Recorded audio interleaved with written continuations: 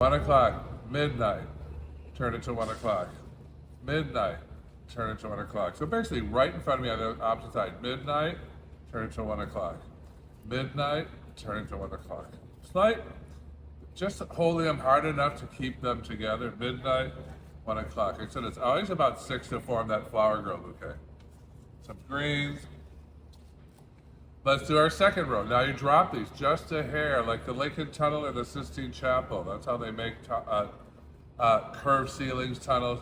Midnight, 1 o'clock. Midnight, 1 o'clock. Midnight, 1 o'clock. I'll show them this way. Midnight, 1 o'clock.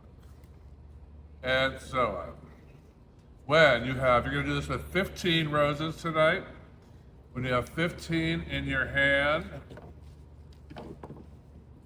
you're going to stop and you're going to tweak it to make sure it's a nice round dome. Then you're going to take your cord. It's called bar covered wire.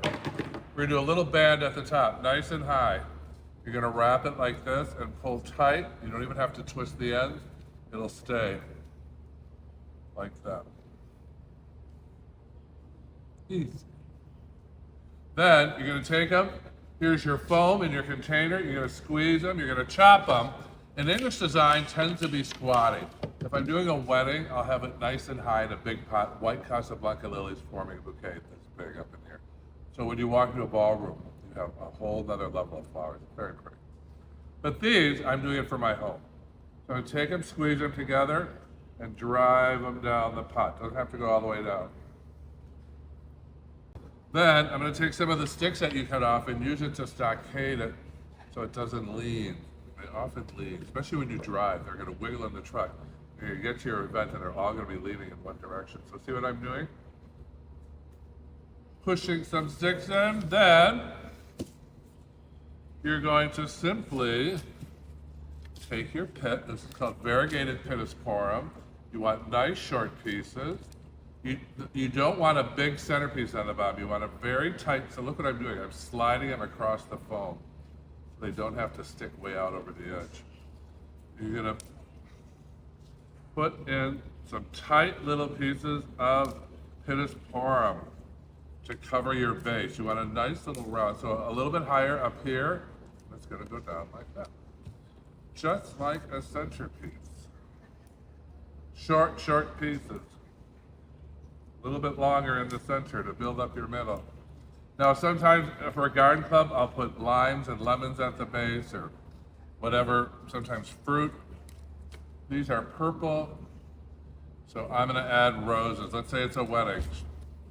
If I have lilies, I'll save a lily and cut it up down here to bring unity between the top and the bottom. Unity is one of the great principles of design. So I filled in my bottom.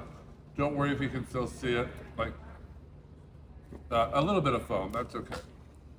Because we're going to put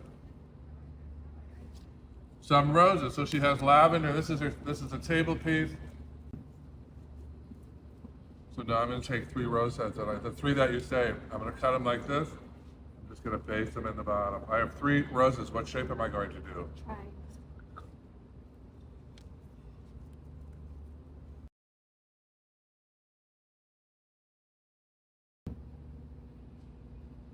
It can be done with any mass flower. Look, from my green book called Flower Power.